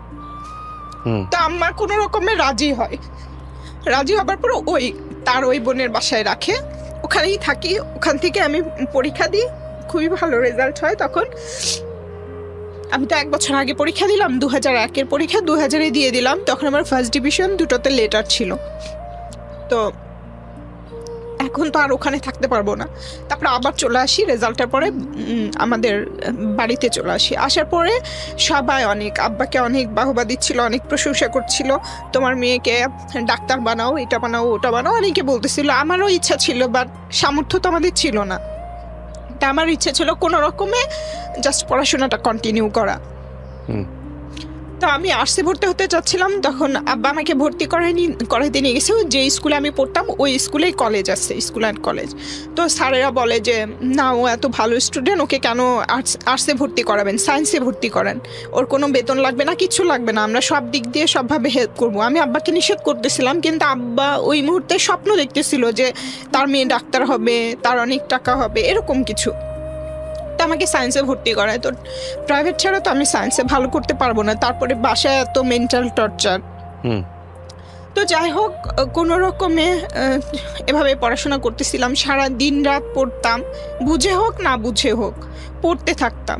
আর আমার পড়া দেখে আম্মা বিরক্ত হয়ে যাইতো। দেখা গেছে আমি পড়তেছি, পিছন থেকে এসে চুলের মুঠি ধরে করতো যে এখনো পড়িস, এত পড়িস, বিরক্ত হয়ে যাচ্ছি, এরকম করতো। মানে উনি বিরক্ত হতো, আমি বিরক্ত হতাম না। আর আমি রাত জাগতে পারতাম না ছোটবেলা থেকেই। আমার বোন বসে বসে পাহারা দিত যে যত যাই হোক তোকে পড়াশোনা করতে হবে, তোর ইচ্ছা তোর পূরণ করা লাগবে। মানে সব কিছু থেকেও আমাকে প্রোটেক্ট করতো, আব্বা আম্মার সব কিছু থেকে, বাইরের সব কিছু থেকে। এবং ও রাত জেগে বসে থাকতো, আমি পড়তাম যেন আমি ঘুমাই না, যে ও রাত জেগে বসে থাকতো। তো যাই হোক, এভাবেই চলছিল। যখন ফার্স্ট ইয়ারে পড়ি, যখন আমি এসএসসি রেজাল্ট হয়, তখন আমার আব্বার কলিগের ভাইয়ের ছেলের সাথে একটা প্রস্তাব আসে বিয়ের। তো আমি রাজি না, আম্মাকে আবার ওই লোভ দেখাতে থাকি যে আমাকে শুধু সুযোগ দাও, আমি ইন্টার পাস করলে তোমাকে এটা ওটা করে দিব, সব করে দিব। আর আব্বা আম্মা বলতো কি, ওইটা তাদের ঋণ শোধ করা। বলে কি, জন্ম দিছি আমরা যেভাবে বলবো সেভাবে কাজ করবি, তাহলে আমাদের জন্মের ঋণ শোধ হবে, যাকে বলবো তাকে বিয়ে করবি, তাহলে জন্মের ঋণ শোধ হবে। আমি বলছি যে হ্যাঁ করব, কিন্তু আমাকে ইন্টার পাসটা করতে দাও। তো এরকম করতে থাকে, আম্মাকে বলি মানে সময় নেই। তারপরে আমার ওই সময়টাতে ওই বলে যে জাস্ট দেখতে আসবে, বিয়ে দিব না। তো দেখতে আসলে দেখি যে আমাকে কোনোভাবে রাজি করায় দেখানোর জন্য। ওইটা আমার লাইফের ফার্স্ট, মানে ফর্মালি কোনো একটা ছেলে দেখতে আসে। তো দেখতে গেলে দেখি যে আমাকে বিয়ে দিয়ে দিচ্ছে। মানে এটা বুঝি যে ওখানে সিগনেচার করতে বলতেছে, তার মানে বিয়ে হয়ে যাচ্ছে। আমার আগে আমার ছোট বোন বুঝে গেছে, বলে কে ছেলে দেখতে এত কালো, তুই এত সুন্দর, ওই ছেলের সাথে বিয়ে দিব না। তখন ও তো চিৎকার চেঁচামেচি শুরু করে যে আমার বোনকে বিয়ে দিব না, বিয়ে দিব না। এরকম করতে করতে দেখা যায় যে ওই গার্ডিয়ানদের মধ্যে কোনো একটা বিষয় নিয়ে ঝামেলা হয়ে যায়, জানি না কি বিষয়, মেবি এটা কাবিনের টাকা নাকি দেনমোহরের টাকা, এইটা নিয়ে একটা ঝামেলা তৈরি হয়। তখন হয়ে যাবার পরে তারাই বলে যে হ্যাঁ বিয়ে দিব না। আমার আব্বা বলে, আমার আব্বার পক্ষ থেকে আরও কিছু কলিগরা, কাকারা যারা আছে, ওনারা বলে। তো বিয়েটা ভেঙে যায়, ভেঙে যাওয়ার পরে ওই ছেলে ঠিক 1 বছর পরে আমি যখন কলেজে পড়ি তখন আবার আসা শুরু করে। মানে আমি স্কুলে যাচ্ছি, স্কুলের রাস্তার মাঝখানে দৌড় দিয়ে এসে আমার পা ধরে বসে থাকে। হুম। মানে আমাকে বিয়ে না করা পর্যন্ত সে পা ছাড়বে না, রাজি না হওয়া পর্যন্ত। তখন আমি তো অনেক ভয় পেয়ে যাই, প্লাস কান্নাকাটি। ওখানে কি করব, রাস্তার ভিতরে মানুষজন হা করে তাকায় থেকে দেখে, এরকম একটা অবস্থা। তো এরকম রেগুলার করতে থাকে। ওটা আমি আম্মাকে বলে দিই যে এরকম করে। তখন আম্মা আমাকে আবার টর্চার শুরু করে যে তোর হচ্ছে, আমার আম্মা সবসময় আমাকে অভিশাপ দিত। যখনই বিয়ের প্রস্তাব ইয়ে করতাম, অ্যাকসেপ্ট করতাম না, তখনই বলতো যে তোর দেখিস তোর 7টা বিয়ে হবে। বাজে বাজে কথা বলতো। হ্যাঁ, বাজে, খুবই বাজে বাজে অভিশাপ দিত আর কি সব সময়। কিন্তু আমি কিছু মনে করতাম না, তাও তো আমাকে সুযোগ দেয়া হচ্ছে, এটার জন্য আমি কিছু মনে করতাম না। তো আম্মা এটা করতে ইয়ে করে, আমি রাজি হই না। মাঝখানে একটা ঘটনা ঘটে যায়, সেটা হচ্ছে আমার আম্মার যেসব বাসায় আমরা ভাড়া থাকতাম, আম্মা কেন জানি ওই বাড়িওয়ালার ছেলেদেরকে টার্গেট করতো আমাদের জন্য, যে একটা প্রেমের রিলেশন হয়ে যাক বা বিয়ে পর্যন্ত যাক, সেটা এরকম চাইতো আম্মা। হয়তো ওনার ধারণা ছিল বাড়িওয়ালার ছেলে হলে ওনাকে সারা জীবন ওনাদের বাসায় থাকতে দিবে, এরকম একটা কিছু, জানি না, অযৌক্তিক এবং অবাস্তব কিছু আশা করতো আর কি। তো মাঝখানে আমরা যে বাসায় ভাড়া থাকতাম, ওইটার বাথরুম টয়লেটটা ছিল অনেক দূরে, বাসার বাহিরে। তো আমি কখনোই রাতে, আমার যত কষ্টই হোক, আমি রাতে বাথরুমে যেতাম না, কারণ আমার আম্মাকে ডাকলে উনি আমাদের সাথে যাইতো না। মানে উনি তার ঘুম নষ্ট করে আমাদের সাথে যেতে পারবে না ওখানে। তো অত দূরে তো একা একটা মেয়ের পক্ষে যাওয়া সম্ভব না। তো আমি যেতাম না বাথরুমে। কিন্তু আমার ওই বোন তো কাউকে ভয়ও করতো না, কিচ্ছু কেয়ারও করতো না, কিচ্ছু করতো না, ওর যা ইচ্ছে হতো তাই করতো। তো তখন ওই বিয়েতে আব্বা আমাকে অনেক প্রেশার করে যে বিয়ে দেওয়ার জন্য। একটা সময় দেখা যায় আবার সে আগের মতো করে বাসা থেকে বের করে দিবে। তো তখন আমি কোথায় যাব? আমি তো কাউকে চিনি না, কোনো আত্মীয় স্বজন নাই, ফোন ছিল না যে মামা যখন আসবে তখন তার সাথে যোগাযোগ হবে, তাছাড়া তো যোগাযোগের কোনো বই ছিল না। তাহলে আমি কি করব? তো তখন আমি বাধ্য হই বিয়ে করতে, যে ঠিক আছে আমি বিয়ে করব। তখন আমি ফার্স্ট ইয়ারে পড়ি, আমাকে 1 বছর সুযোগ দিবে, আমি এখানে থেকে আমার ইন্টার পরীক্ষা শেষ করে তারপরে আমি ওই ছেলের সাথে যাব বা সংসার করব, এরকম একটা শর্ত ছিল। আব্বা আম্মাকে বলি যে এটা যদি হয় তাহলে আমি বিয়ে করব। তো বলে আচ্ছা ঠিক আছে, এবং বিয়ে দেওয়া হয়। বিয়ে দেওয়ার পরে ওই ছেলে একটাই ছেলে ছিল, এবং আম্মাকে কিছু লোভ দেখাইছিল মেবি, পরে যেটা জানতে পারি যে ওই ছেলের অনেক সম্পদ, সে একাই, একটা শুধু বোন আছে, সব কিছু তার হবে, সেখান থেকে আমাদেরকে অনেক কিছু দিবে, এরকম কিছু আর কি। তো বিয়ে হয়, বিয়ের পরে যেদিন বিয়ে হয় সেদিনই আমাকে ওখানে পাঠানোর জন্য জোর করা হয়। ওই ছেলেও নিয়ে যাবে, আমার আম্মাও পাঠিয়ে দিবে। তখন আমি বললাম যে এরকম তো কথা ছিল না। যাই হোক গেলাম, যাবার পরে 1 সপ্তাহ থেকে এলাম। এরপরে আবার 2বার গেছি, 1 সপ্তাহ থাকছি, এবং এই যে 2-3 বার যাওয়া হলো, এর মাঝখানে আমি ওই ছেলেটার অনেক কিছু দেখেছি। ওখান থেকে আমি পালায় চলে আসি, এবং আমি চেষ্টা করেছিলাম যে আমি পরীক্ষাটা এখানে থেকে দিব, দেন তারপরে আবার তার সাথে সংসার করব, এরকম একটা প্ল্যান ছিল। বাট আমার মা সেটা হতে দিবে না, বলছে যেহেতু তাদের প্ল্যান সাকসেস হয় না, তাই আমাকে ওখান থেকে ডিভোর্স দিয়ে দিবে। কিন্তু এইটা নিয়ে ওই ছেলেটা আমাকে ডিভোর্স দিবে না, আমার আব্বা আম্মা চায় ডিভোর্স। এটা নিয়ে অনেক ঝামেলা হচ্ছিল, অনেক বেশি ঝামেলা হচ্ছিল, এবং সবকিছুতে প্রোটেক্ট করতেছিল আমার বোন আমাকে। আমার পক্ষে শুধুমাত্র সেই ছিল, আর কেউ ছিল না। আপনার ছোট? জি, আমার ছোট বোন। তো আর আমার 3 নাম্বার ছোট বোন যেটা, সেটা পুরোই আমার বিপক্ষে ছিল, আমার মায়ের পক্ষে ছিল। তো সে আমাকে ঘরের ভেতরে বন্ধ করে রাখছে, একটা ঘরের ভিতরে, এমনকি আমাকে সারাদিন বন্ধ করে রাখছে, আমাকে বাথরুমেও যেতে দেয় না। যে আমি যদি ওই ছেলের সাথে চলে যাই বা অন্য কোথাও চলে যাই বা ওই ছেলের সাথেই সংসার করি, এরকম কথা চিন্তা করে আমাকে বন্ধ করে রাখছে, আমি যেন কিছু করতে না পারি। এদিকে আমার বোন এই ঝামেলা দেখে, মানে ওই ছেলেটা আমার বোনকে মারপিটও করে। তো ওর অনেক জেদ ছিল, ও চাচ্ছিল যে একদম ওই ছেলেকে খুন করে ফেলবে, এরকম মানে বটি টটি নিয়ে মারামারি, এরকম একটা অবস্থা। আমি তো ঘরের ভিতরে বন্ধ। যাই হোক আমার ওই বোনকে মারছে, অনেক বাজে বাজে কথা বলছে ওই যে আগের ঘটনাটা নিয়ে। এই কথাগুলো বলার পরে ওর যে চেপে যায়, যে কি করবে জানে না। তখন সে পাশের গ্রামে একটা ছেলে, এটাও একটা বাড়িওয়ালার ছেলে, আমি যখন থাকি না বাসায় তখন এই ঘটনাগুলো ঘটে। যেমন আমার বোনের বিয়ে দিছিল, তখন আমি বাসায় ছিলাম না। তারপরে আমার যখন এই ছেলের সাথে সম্পর্ক, আমি যখন আমার বিয়ের পরে শ্বশুর বাড়িতে গেলাম, তখন এই ছেলের সাথে রিলেশন হয়েছে, আমি কিছুই জানতাম না, এবং এবং এই সব কিছু আমার মায়ের প্রশ্রয়েই হয়েছে। তো ওই ছেলের কাছে গেছি যে আমি তো এরকম সমস্যা, আপনি কি আমাকে বিয়ে করবেন? তাহলে আমি এই ঝামেলার ভিতরে আর থাকতে চাই না, আপনি বলছিলেন আমাকে বিয়ে করবেন। তো ওই ছেলে রাজি, হ্যাঁ বিয়ে করবো, বাট ওই ছেলের মা এসে ওখানে আমার বোনকে আবার মারপিট করে। তো এরকম করলে ও ওখানে যখন চলে যায়, আমি দরজা খোলা সুযোগ পেয়ে আমি ওই আমার বাসা থেকে আমি বের হয়ে যাই। কিন্তু কোথায় যাব? আমার একটা পাতানো বাবা ছিল ওই এলাকারই, হাজির সাহেব, ওনার বাসায় আমরা ভাড়া থাকতাম। ওনার বাসার অ্যাড্রেস আমি জানতাম, আর কারো অ্যাড্রেস জানতাম না। ওখান থেকে অন্য থানায়, আরেকটা থানায় ওই অ্যাড্রেসটা আমার মাথায় ছিল। তখন আমি বের হয়ে ওখানে চলে গেছি যে এত ঝামেলার মধ্যে আমি আর থাকবো না, যেদিকে দুই চোখ যায় সেদিকে চলে যাব। তো ওই অ্যাড্রেসটা আমি জানতাম, ওখানে গেছি। যাবার পরে পরের দিন সকালে নানা বলতেছে যে তুই না বলে চলে আসছিস, বাসায় এরকম গ্যাঞ্জাম, টেনশন করবে সবাই, চল তোকে রেখে আসি। ওই দিন রাতে আমি ওখানে ছিলাম। তো নানা আমাকে পরের দিন নিয়ে আসছে। নিয়ে আসার পরে দেখি যে আমার আব্বা আম্মা সবাই হসপিটালে আমার বোনকে নিয়ে গেছে। তখন আমি শুনলাম যে কি হয়েছে, তখন সবাই বললো যে তোমার বোন এরকম বিষ খাইছে। বিষ কোথায় পাইলো? তখন আমি চিন্তা করতেছিলাম বিষ কোথায় পেলো এসে। তারপর আমিও নানাকে নিয়ে হসপিটালে গেলাম, যে দেখি সত্যি সত্যি মারা গেছে। ও, জীবনটা আপনাকে সাপোর্ট করতো? My goodness. কত বছরের জুনিয়র ছিল আপনার? 2.5 বছর। ওহো। ও বলতো যে তুই চিন্তা করিস না, তুই পড়াশোনা কর।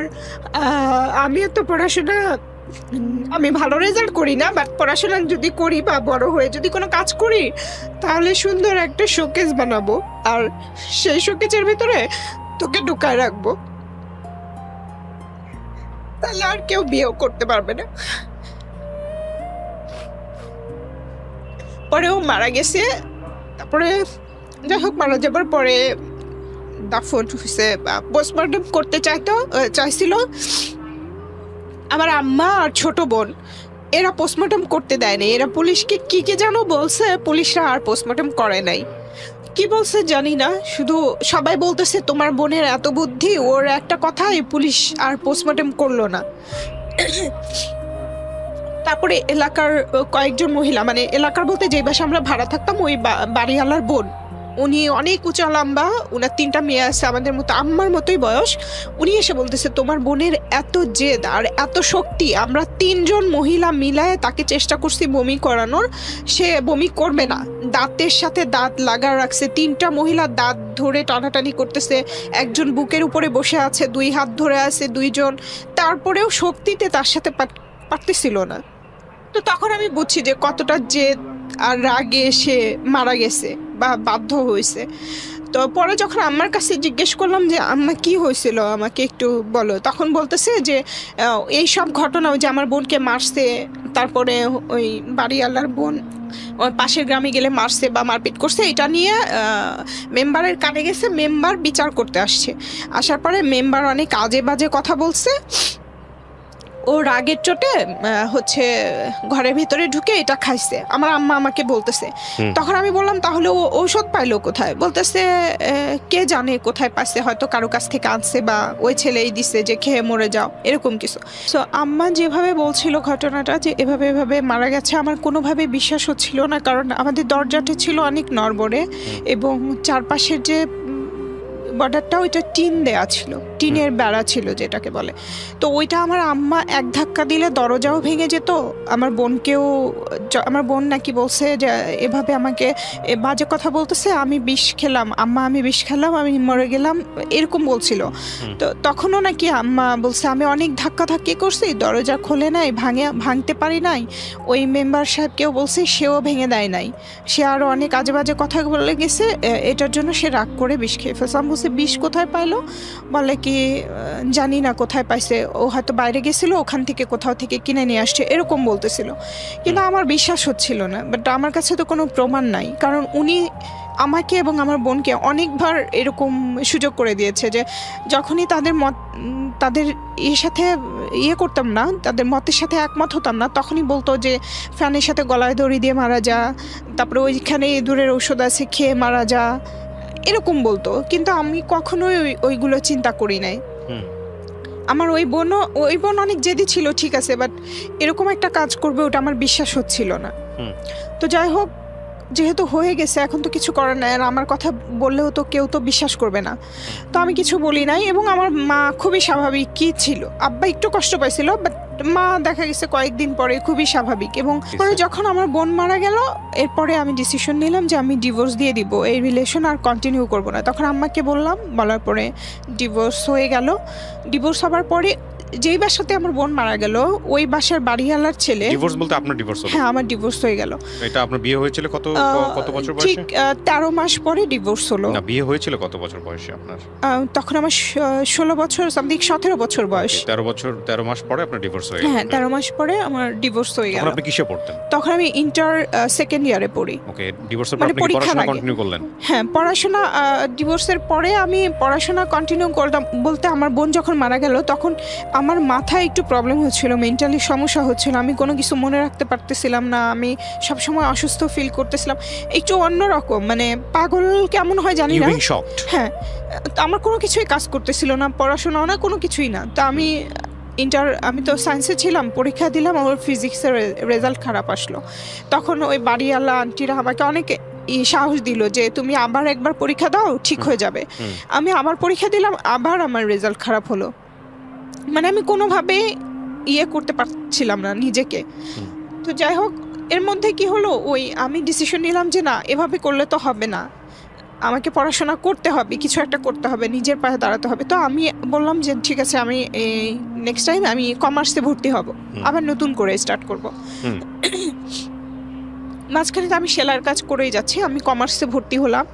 2 বছর আমার পড়াশোনা চললো। এই 2 বছরের ভেতরে ওই বাড়িওয়ালার যে ছেলে, উনি আমাকে বিয়ের প্রস্তাব দিল। আচ্ছা। মানে আমরা ওই বাসায় আসি প্রায় 3 বছর 4 বছর হবে, কিন্তু যেদিন আমার বোনের জানাজা সেদিন উনি আমাকে দেখেছে, এর আগে দেখে নাই। মানে আমি যে বাসা থেকে বের হতাম না বা কিছু স্কুলে যাওয়ার সময় ওভাবে দেখতো না, উনিও কাজ করতো, কাজে চলে যেত, আমাদের কখনোই দেখা হয়নি। ওই দিনই ফার্স্ট দেখেছে, দেখার পরে ডিসিশন নিয়েছে বিয়ে করলে আমাকেই করবে। তো তার ফ্যামিলিও আমাকে অনেক পছন্দ করতো, বাট আমার বাবা যেসব কথাবার্তা আমার সাথে বলতো বা যখন ঝগড়াঝাটি করতো, যে অ্যাটিটিউডগুলো করতো, এগুলো তার মার সামনে একবার পড়ে গেছিলো। এবং খুবই জঘন্য ভাষা, বলা যাবে না, বললেও হয়তো বা আপনারা রাখবেন না, ওটা আমি আর বলতে চাচ্ছি না। এটা দেখার পরে ওই আন্টি আমার উপরে খুব মানে উনি খুব হয়ে যায় আর কি, যে মেয়েটা এত ভালো, আমার ছেলেও ভালো, আমার ছেলে পছন্দ করছে ঠিকই ছিল, কিন্তু যেই বাবা যেই মেয়ের সাথে এভাবে কথা বললো, ওই মেয়েকে আমার ছেলের বউ কিভাবে বানাবো, মানে উনি মেন্টালি আবার এটা নিয়ে টেনশন করতে লাগলো, প্লাস অসুস্থই হয়ে গেল। একদিন আমাকে ডেকে বললো যে মা, তোমাকে আমি অনেক পছন্দ করি, এরকম আমার ছেলে বলে দিচ্ছে তুমি ছাড়া কাউকেই বিয়ে করবে না, পৃথিবীর কাউকেই বিয়ে করবে না, তুমি হচ্ছে যেভাবে হোক এটা করবা না, এটা আমার রিকোয়েস্ট, মানে ওনার রিকোয়েস্ট। তো আমি তো চাই আমি কাউকে বিয়ে করব না, আগেও চাইনি, আর এই ডিভোর্সের পরে তো আরও ডিসিশন নিয়ে ফেলছে আমি কখনোই বিয়ে করব না। তো আমি বলছি হ্যাঁ আন্টি, আপনার টেনশন করতে হবে না। বাট ছেলে এতই পাগল ছিল যে এটার টেনশনে তার মাও স্ট্রোক করে মারা গেছে, মানে ওই ছেলের মাও মারা গেল এর মধ্যে। এবং ওই ছেলের বড় ভাই বা আরো যারা ছিল রাগে আমাদের সাথে অনেক দুর্ব্যবহার করতে চাইলো, মানে এমন আমাদেরকে পাড়ার থেকে বের করে দিবে, আমাদের কারণে এত কিছু হচ্ছে, তার ভাই পাগল হয়ে যাচ্ছে, এরকম একটা অবস্থা। তো আমার আম্মাকে বললাম আমাদের এই বাসা ছাড়তে হবে, মানে যখন প্রস্তাব দিয়েছে তখন থেকে আম্মাকে প্রেশার দিলাম। তো একটা সময় আমরা ওই বাসা ছেড়েও দিলাম, দেবার পরে আমি আমার ইন্টারকম করলাম, কিন্তু ওই ছেলেকে আর বাসা আসা বাদ দেওয়া যায় না। ওই ছেলে বাসা আসতে লাগলো, আমার খোঁজ খবর নিতে লাগলো। তারপরে আম্মা চাচ্ছিল কি ওই ছেলে আসবে আমাদের বাসায়, তারপরে সবাই একটা কথা বলবে, গ্রামের লোকজন একটা সিন ক্রিয়েট তৈরি হবে, ধরে সবাই মিলে ছেলে মেয়ের বিয়ে দিয়ে দিবে, তখন আমি বেঁচে গেলাম। মানে আম্মার কথা হচ্ছে যেভাবে হোক বিয়ে হলেই হলো। তো দেখা গেছে আমি পড়তেছি, ওই ছেলে পিছনে এসে দাঁড়ায় থাকতো, দেখতো, বাট আমি জানতামই না যে আমার পিছনে কেউ দাঁড়ায় আছে। মানে এত ভালোবাসতো যে মাথার উপরে ফ্যান নাই, গরম, আমার কোনো দিকে কোনো ফিলিংস, আমি শুধু পড়ছি। এটা দেখে উনি অনেক অবাক যে এত গরমের মধ্যে গা দিয়ে ঘাম বের হয়ে যাচ্ছে, সে কিছু টের পায় না। সেই ছেলে সাথে সাথে যে একটা ফ্যান কিনে নিয়ে এসে আমার বাসায় দিয়ে গেছে যে তোমার পড়তে কষ্ট হয় গরমে, এই ফ্যানটা তুমি ইউজ করো। মানে আমার আম্মাকে দিছে আসলে, বেসিক্যালি ওনাকেই দিয়েছে যে ওর জন্য আনছি। তো যাই হোক এরকম করতো, মানে এত ভালোবাসতো। তো আব্বা আব্বা এই সুযোগটা নিত, ওনার কাছ থেকে সবসময় সময় অসময় নেই, টাকা পয়সা নিত, এই করতো বলতো মানে যে- একটা বিষয় যেটা বুঝতে পারছি গল্প শুনে যে আসলে অভাবে স্বভাব নষ্ট বলতে যেটা বোঝায়, হ্যাঁ আর একটা কথা আছে, এটার বোধহয় একটা ইংরেজি আছে, নেসেসিটি নোজ নো ল, প্রয়োজন কোনো আইন মানে না। মানে না। সো ওই জায়গাটা থেকে আসলে বিষয়টা এরকম ওয়ান, যেটা আপনাদের এথিকের জায়গা থেকে অনেক বাদবে, বাট আপনার রিয়েল লাইফটা একটু চিন্তা করে দেখেন, দিস ইজ আ ভেরি মানে ন্যাচারাল ইস্যুস, এবং এটা চোখে পড়বে আপনার, এবং হয়তো নিজের সাথেও মিল পাবেন, অথবা আশেপাশে কাউকে জানবেন যে এরকম। ঠিক আছে, হ্যাঁ বলেন। তো তারপর? ওই ছেলেটা আব্বাকে বলছিল কিভাবে আমাদের সম্পর্ক আগাবে, ও তো কোনোভাবেই রাজি হচ্ছে না। ও রাজি না হলে সমস্যা নাই, আমি তোমার কাছ থেকে টাকা নিচ্ছি, আমি এই স্ট্যাম্পে কথা দিচ্ছি, স্ট্যাম্পে লিখে যে আমি আমার মেয়েকে ইন্টার পাসের পরে তোমার সাথে বিয়ে দিতে আমি বদ্ধপরিকর বা অঙ্গীকারবদ্ধ, এটা বলে একটা সিগনেচার আব্বা দিয়ে দিছে। তো উনি আমাকে বলে না। এরপরে যখন আমার ইন্টার পরীক্ষা হয়ে গেল, তখন তো এর আগে ওই ছেলে আমাকে দেখাইছে যে তোমার আব্বা এভাবে আমাকে কথা দিছে, তুমি কি তোমার আব্বার কথাও রাখবা না? কিন্তু ওই ছেলেটা লেখাপড়া জানতো না, কিন্তু মানুষ হিসেবে একদম ওয়ান ক্লাসের ছিল, মন মানসিকতা মানে সব দিক দিয়েই একটা ভালো মানুষ যা হয়। কিন্তু আমরা ভাই বলে ডাকতাম, ছোটবেলা থেকে এত বেশি হ্যারাসমেন্ট হয়েছি, মানে একটা ভাই সব জায়গাতে খুঁজে বেড়াতাম, যে একটা ভাই থাকবে যে আমাদের সব কিছু থেকে প্রোটেক্ট করবে, এরকম ভাবতাম। বিয়ে শাদের কথা কখনো চিন্তা করতাম না। আর এর মধ্যে যখন তার মা এই কথাটা বলেছে, তখন তো আরও করবো না। আমি বলছি যে না আমি রাজি না, তখন আমাকে ওটা দেখাইছে ওই স্ট্যাম্পটা, তখন আমি বলছি আপনার ইচ্ছা, আমি স্ট্যাম্পটা কিসের ছিল? স্ট্যাম্পটা ওই যে আমার আব্বা তার কাছে অঙ্গীকার করলো যে এইচএসসি পরীক্ষার পরে তার সাথে বিয়ে দেওয়া হবে। স্ট্যাম্প করার দরকারটা কি ছিল? মানে ওই ছেলেটা বিশ্বাস করতেছিল না, আচ্ছা, যে- স্ট্যাম্পটা কিসের বিনিময়ে, কেন স্ট্যাম্পটা করলে কি লাভটা কি? ভাবছে যে ওইটা সবাইকে দেখালে, মানে আচ্ছা, দেখালে হয়তো এক বা ধরনের সব- ইম্প্যাক্ট তৈরি করা হ্যাঁ যাবে, হ্যাঁ আসলে হ্যাঁ, কেউ যাতে এরকম বিয়ে না করে এরকম বা কিছু something চিন্তা like this. করেছিল। তো তখন আমার মাথায় ঢুকলো যে ইন্টার পাস করার সাথে সাথে আমাকে এই বাসা ছাড়তে হবে, না হলে এই ছেলের সাথে তো আমাকে, এটা যখন মুরব্বিদের দেখাবে তখন তো আমাকে প্রেশার ক্রিয়েট করবে বিয়ের জন্য। তো আমাকে যেতে হবে। কোথায় যাব? আমি তো কাউকে চিনি না, কোনো ফোন নাম্বার জানি না, কোথায় যাব? তখন আমি আব্বার কাছ থেকে আমার ওই চাচাতো ভাই, যেই ভাইয়ের কথা বললাম, ওই চাচাতো ভাইয়ের ফোন নাম্বার নিয়েছি, নিয়ে ফোন দিলাম যে ভাইয়া এরকম এরকম আমি অ্যাডমিশন টেস্ট দিতে ঢাকা আসতে চাই, আপনি কি আমাকে একটু হেল্প করতে পারবেন কিনা?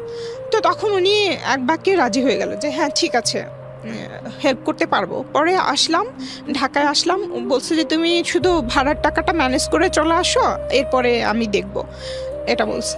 তো আমি আসলাম ঢাকায়। আসার পরে উনি হচ্ছে ওনার ফ্রেন্ডের ফ্যামিলি যে বাসায় থাকে, মানে অ্যাকচুয়ালি ওই ফ্ল্যাটে 3টা ফ্যামিলি থাকে, তার ফ্রেন্ড, তার ভাই বোন, ভাইয়ের ওয়াইফ, মানে অনেক লোকজন। ওখানে আমাকে রাখলো, ওদের বাসায় ফ্লোরিং করতাম, ওদের রুমের একটা ফ্যামিলি একটা রুমে ছিল, ওই ফ্যামিলির ভিতরে আমি আবার ফ্লোরিং করতাম। করে আমি ইউসিসিতে 2 মাসের মতো ক্লাস করলাম। তারপরে আমি অ্যাডমিশন টেস্ট দিলাম। এর মাঝখানে আব্বা আমাকে আমার অফিসে অ্যাপ্লিকেশন করাইছে, মানে চাকরির জন্য। তো আমি চাকরি করব না, আমি বলছি আমি এখন চাকরি করব না, হচ্ছে আমি পড়াশোনা শেষ করে তখন, এবার আবার বলতেছি যে আমি অনার্স কমপ্লিট করে তোমাদের সব ইচ্ছা পূরণ করবো, মানে এভাবে করে আমি এই পর্যন্ত আসতেছি। কিন্তু আব্বা রাজি না, যে একটা সরকারি চাকরি ছোট বড় যাই হোক যদি হয়ে যায় তাহলে আমার ফুল ফ্যামিলি বেঁচে যাবে আর কি, এরকম। তো আব্বা জোর করেই একরকম আমাকে অ্যাপ্লিকেশনটা করালো। তো আমি ওই ঠিক যখন আমি অ্যাডমিশন টেস্টটা দিলাম, এর পরপরই, মানে জাস্ট কয়েকদিনের ডিফারেন্স, 3-4 দিন এর মধ্যে আমি এই অফিসে পরীক্ষা দিলাম। তো পরীক্ষা দেওয়ার পরে আমি এই অফিসে টিকে গেলাম, আমাকে ভাইভাতে ডাকা হলো। তো যখন ভাইভাতে ডাকা হলো তখন আমার ওই সময় যখন ভাইভাতে ডাকা হলো তখন আমার জাহাঙ্গীরনগরে ভর্তির ডেট ছিল, যে ওখানে আমাকে ভর্তি হতে হবে। ওই ভাইটাই টাকা পয়সা দিচ্ছে, উনি হচ্ছে ভর্তি করাই দিবে। তো আব্বাকে বললাম, আব্বা ভর্তি হতে দিবে না, বলছে ওখানে ভর্তি হলে তো তুমি চাকরি করতে পারবে না, আর চাকরি করলে তো তুমি ওখানে যা পড়াশোনা করতে পারবে না, জাহাঙ্গীরনগর তো অনেক দূরে, মানে কোনোভাবেই না। তখন আমাকে অনেকভাবে চেষ্টা করলো, ফ্যামিলি বাঁচাতে হবে, মানে অনেক রকম। তখন আমিও চিন্তা করলাম যে তাহলে তো কি হবে, তাহলে আমার চাকরিটাই করতে হবে, আমার ইউনিভার্সিটি ছেড়ে দিতে হবে, আমার সারা জীবনের স্বপ্ন যেটা ছিল। তো পরে আমি চাকরিতে জয়েন করলাম 2006 সালে ডিসেম্বর মাসে। এটা তত্ত্বাবধায়ক সরকারের সময় ছিল, যে কারণে আমাদের কোনো ঘুষ বা কিছু দিতে হয়নি, লিগ্যাল ওয়েতে আসা হয়েছে। ঘুষ দিলে হয়তো আমার চাকরিটাও হতো না, যেই চাকরিটা আমি এখনও কন্টিনিউ করছি এটার কথা বলছি। তো যাই হোক, আমি নর্মালি হচ্ছে আমার অনার্স ভর্তি হয়ে গেলাম সোশিয়োলজিতে ইডেন কলেজে। ওখান থেকে আমি চাকরি এবং এটা কন্টিনিউ করছি। এর মাঝখানে আমি কখনোই কোনো ছেলে পেলেকে নিয়ে কোনো স্বপ্ন দেখা, কোনো রিলেশনে জড়ানো কোনো কিছুই না আমার মাথায়। আমি ছোটোবেলা থেকে ভাবতাম আমি কলেজে উঠে প্রেম করব, এটা করব, ওইটা করব। তারপর ভাবলাম আমি অনার্স উঠে করব, যে আমাকে ইন্টার ভালো করে পাশ করতে হবে, কোনো দিকে মনোযোগ দেওয়া যাবে না। এরপর আমি ভাবলাম অনার্সে এসে আমি পড়াশোনা, চাকরি, আমি কোনো দিকে মনোযোগ দেবার সুযোগ নেই। আমার প্রথমত ইচ্ছাই ছিল আর বিয়ে না করা, আর আমি আসলে ওই সুযোগটাও পাইনি। তো যাই হোক, আমি দুটোই কন্টিনিউ করলাম। অনার্সে আমার রেজাল্ট ভালো ছিল, মাস্টার্স করলাম। ঠিক মাস্টার্স করার আগে এর মাঝখানে আর কিছু ঘটনা ঘটে গেছে। সেটা হচ্ছে আমার বাবা 30-35 বছরের মতো চাকরি করেছে, কিছুই করতে পারে নাই, বরঞ্চ উল্টা অনেক টাকা লোন করেছে আর কি। উনি 2,60,000 টাকার মতো পেনশন পেয়েছে, ওখান থেকে দেখা গেছে 1 লাখ টাকা লোন, 1 লাখ টাকা আমার মা নিয়ে নিয়েছে, আর 50,000 টাকা তার আছে, এরকম আর কি। সে সব কিছু আর কি পেনশনের রিটায়ার্ডের পরেও কিছু করতে পারলো না।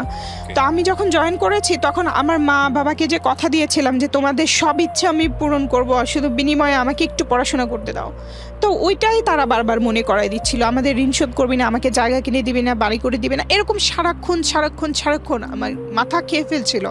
তো জাস্ট চাকরিতে জয়েন করে তো মানুষ সব কিছু করতে পারে না। তো যাই হোক, আমার মাকে বললাম যে ঠিক আছে, ওই গ্রামে 2 শতক জায়গা দেখো, আমি টাকা পয়সা জোগাড় করতেছি। তো জয়েন করার পর থেকে আমি টাকা পয়সা জোগাড় করতেছিলাম জায়গা কেনার জন্য। এর মাঝখানে আমি ফ্যামিলিকে এখানে নিয়ে আসি। আমার ছোটো বোনটা ইন্টার পাস করে ফেলে। ইন্টার পাস করার পরে ওকে এখানে মানে এসএসসি পাস করার পরে আমি ঢাকায় শিফট করি, ফুল ফ্যামিলিকে ঢাকায় নিয়ে আসি। তখন আমরা সানার পাড়ে একটা বাসায় ভাড়া থাকতাম, ওদিকে ভাড়াটা একটু কম ছিল, এই কারণে ওদিকে ভাড়া নেওয়া হয়। তো ভাড়া নেবার পরে আমার সবাই ফুল ফ্যামিলি নিয়ে আসার পর আমার বোনকে বদ্রুনেসায় ভর্তি করা, ওর সব খরচ আমি দিচ্ছি, বাসা ভাড়া আমি দিচ্ছি, বাজার খরচ সব আমি দিচ্ছি। জাস্ট রিটায়ার্ডের সময়ও আমার বাবা বেতন পেয়েছে 6,000 সামথিং, এরকম 7,000 টাকাও না। তো সেই টাকা দিয়ে ঘর ভাড়াও দেওয়া যেত না, খাওয়াও যেত না। তার মানে সব কিছু ওই টাকা দিয়ে তার সিগারেট খেতেই চলে যায়। এবং আরেকটা কথা বলে রাখি, আমার বাবা এতই অসুস্থ, আমি জন্মের পরে আমার বাবার দাঁত দেখেছি একটা, মানে উনি তখনই এত বৃদ্ধ ছিল এবং শারীরিকভাবে অসুস্থ ছিল, তখন থেকে এই অবস্থা পর্যন্ত। এরপরে উনি সিগারেট খেতেন, চা খেতেন এরকম, এবং খুবই বেখেয়ালি ছিলেন, কেয়ারলেস ফ্যামিলির প্রতি। তো তখন আমাকেই সব কিছু চালাতে হচ্ছে। তখন কি আপনার মাস্টার্স কমপ্লিট হয়ে গেছে? না, তখন আমি অনার্স সেকেন্ড ইয়ারে পড়ি। সেকেন্ড ইয়ার পরে? হ্যাঁ। আচ্ছা, আমি আপনার গল্পটা যেটা যতটুকু শুনলাম একেবারে শুরু থেকে শেষ পর্যন্ত, এটা আমি খুব ভালো করে বুঝতে পারছি যে আপনাকে যদি আমি লাইন বাই লাইন বলতে দিতাম তাহলে গল্প কিছু কিছু জায়গায় মানুষের কাছে খুব অবিশ্বাস্য মনে হতো। হ্যাঁ। কিছু কিছু জায়গায় গল্পটা মনে হতো যে আপনি কারোর সাথে শত্রুতামি করে বলতে এসছেন। কিছু কিছু জায়গায় মনে হতো যে এটা একটা ভয়ঙ্কর রকমের আনরিয়েলিস্টিক একটা গল্প। এবং সব কিছু যেভাবে প্রচার করা যায় সেই জায়গাটি থেকে আমরা কেটে ছেটে আজকে যে জায়গাটা এনেছি সেখানে যদি একটা মোটা দাগে একটা সমীকরণ দাঁড় করাই, তাহলে আমি গল্পটাকে বলতে পারি এটা একটা অতি দরিদ্র পরিবারে জন্ম হওয়া একটা শিশু বা একটা মেয়ের তার নিজের বেড়ে ওঠার মনস্তাত্ত্বিক, শারীরিক এবং সব কিছু মিলিয়ে পারিপার্শ্বিক, সামাজিক, পারিবারিক যুদ্ধ।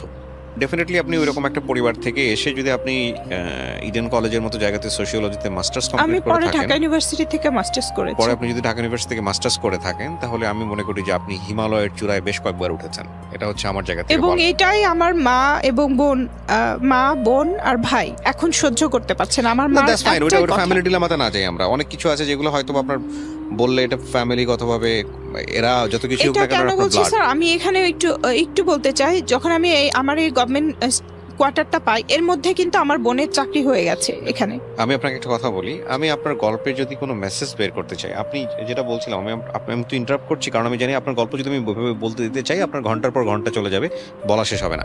আর এর দিন শেষে আসলে গল্প একটা জগা খিচুড়ি জায়গায় চলে যাবে, কারণ আপনি যেভাবে রিয়েল লাইফটাকে এইভাবে আনতে চাচ্ছেন, সেখানে আমি যদি বলি যে একটা ব্রডার মেসেজটা কি, সেই মেসেজের জায়গাটা হারাই যাবে। আমি বরং এই জায়গাটাই বড় করে দেখতে চাই যে আপনি খুবই জঘন্য, আপনার কথা যদি সত্যি হয়ে থাকে, আপনি খুবই জঘন্য একটা পরিবারে বা পরিবেশের মধ্যে বড় হয়েছেন, যেটা আপনার কথা যদি সত্য হয়ে থাকে, যেটা প্রুফ করার কোনো সুযোগ নাই, যেটা আপনি বারবারই বলছিলেন যে মা আপনার সাথে প্রপার জাস্টিস করেনি, বাবা আপনার সাথে প্রপার জাস্টিস করেনি। কিন্তু হয় কি, আমাদের মিডিয়াতে আমরা বাবা মাকে যেভাবে ফোকাস করি বা যেভাবে দেখে অভ্যস্ত নাটক, সিনেমা বা সমস্ত জায়গাতে, সেখানে এইসব রিয়েলিস্টিক কথা মানুষ খুব একটা সহজে নিতে পারবে না। কিন্তু নিজে যদি নিজের জায়গা থেকে চিন্তা করে দেখে বা অন্য জায়গা থেকে যদি চিন্তা করে যে আসলে এগুলো মানুষের জীবনে হয় কিনা, তখন কিন্তু খুব সহজেই উত্তরটা পেয়ে যাবে যে হ্যাঁ, দ্যাট ইজ অ্যাবসলিউটলি ট্রু। তো আমি সেই জায়গা থেকে একটু জিনিস বলতে চাই যে স্ক্যাটার্ডলি কোনো কিছু না করে, কারণ আমাদের প্রত্যেকটা গল্পেরই তো একটা মেসেজ থাকে, সেই মেসেজের জায়গা থেকে আমরা দুটো জায়গায় এসে ফিনিশিং লাইন টানতে চাই। একটা হচ্ছে আপনার গল্পের মধ্যে যত আপস অ্যান্ড ডাউন, যত কিছুই হয়েছে, যত অপ্রীতিকর ঘটনা ঘটেছে, শেষ পর্যন্ত আপনি আপনার গন্তব্য থেকে বিচ্যুত হননি। আপনি লেখাপড়া করেছেন, আপনি এখন সরকারি একটা জব করেন, আমি যদি ভুল না করে থাকি, রাইট? হ্যাঁ, এখন তারা চাচ্ছে যে তারা চাওয়ার যে ঘটনা আমি যেতেই চাই না। হ্যাঁ, জি। তারা আপনার জীবনে কখনোই ভালো চায়নি, এটা আপনার কথা যদি হয়ে থাকে তাহলে এটাই সত্য। হুম। কিন্তু এটা কতটুকু সত্য কতটুকু মিথ্যা এটা আপনি ভালো জানেন। আমি ওই জায়গাটায় যেতেই চাচ্ছি না।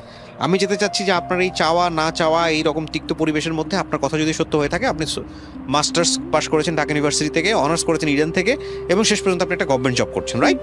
তো আপনাকে মুখে বলতে হবে, কারণ আপনার মাথায় ইশারা দেখে লোকজন বুঝতে পারবে না। হ্যাঁ। করেছেন তো? হ্যাঁ, করেছে। এটা যদি করে থাকেন তাহলে definitely it's your achievement. We want to focus the achievement. আপনি যে ধরনের পরিবারের কথা বলছেন, সে ধরনের পরিবার একটা মেয়ে বড় হলে তাদের দ্বারা খুব বেশি দূর আগাতে পারে না। সুইসাইডের মতো ঘটনা ঘটে, যেটা আপনার বোনের ক্ষেত্রে ঘটেছে। তো আপনার বাবা বেঁচে নাই, এটাও আমি জানি। জি। তো সব কিছু মিলিয়ে what ever the situation is that, আপনি কিছু না কিছু অ্যাচিভ করেছেন। আপনি আজকে এখানে এসে বলতে পারেন, অনেক মেয়ে সেটা বলতে পারে না, এবং আমরা চাইলেও সব কিছু পোর্ট্রে করতে পারি না, ডেফিনেটলি পারি না। তো আমি যদি আপনাকে জাস্ট একটা প্রশ্ন করেই গল্পটা শেষ করব, কারণ আমরা অনেক লম্বা সময় নিয়েছি। আপনি গল্পটা রেডিওতে কেন বললেন, জীবন গল্পে কেন বললেন, বলেন? যে বাবা মাকেও এতটা বিশ্বাস করা ঠিক না আমি যতটা করেছি, কারণ শেষ সময়ে এসে, এই শেষ সময়ে লাস্ট করোনার ভেতরে 2020 সালে তারা আমার সাথে যা করেছে সেটা পৃথিবীর কোনো মা বাবাই করতে পারে না। এটা আপনি মনে করেন যে বাবা মাকে এতটা বিশ্বাস করা উচিত না? হ্যাঁ, এতটা বিশ্বাস করা উচিত না, এবং বাবা মাকেও এতটা বিশ্বাস করা উচিত না আমার মতে। এবং আচ্ছা, আপনার জায়গাটা ঠিক আছে, আপনি আপনার মতো করে বলেছেন, কিন্তু এটা হয়তো সিচুয়েশনাল কেস। সিচুয়েশনাল বলতে আমি যেটা বোঝাচ্ছি, প্রিয় দর্শক এবং শ্রোতা, উনি যেটা বলেছে সেটা ব্রডার মেসেজে নেওয়া সম্ভব নয়, তবে এটা সিচুয়েশনাল। সিচুয়েশনাল বলতে আমি যেটা বোঝাচ্ছি যে এটা কারো কারো জীবনে চরম সত্য, কারো কারো জীবনে এটা অবিশ্বাস্য। কিন্তু বাবা মায়ের যেই চরিত্রায়ন আমাদের সমাজে বা আমাদের ধর্মীয় জায়গাতে, সেখানে এটা কোনোভাবেই আমরা নিতে পারবো না যে বাবা মাকে আমরা বিশ্বাস করতে পারবো না, ডেফিনেটলি নয়। এবং কারো কারো জন্য শকিং হবে।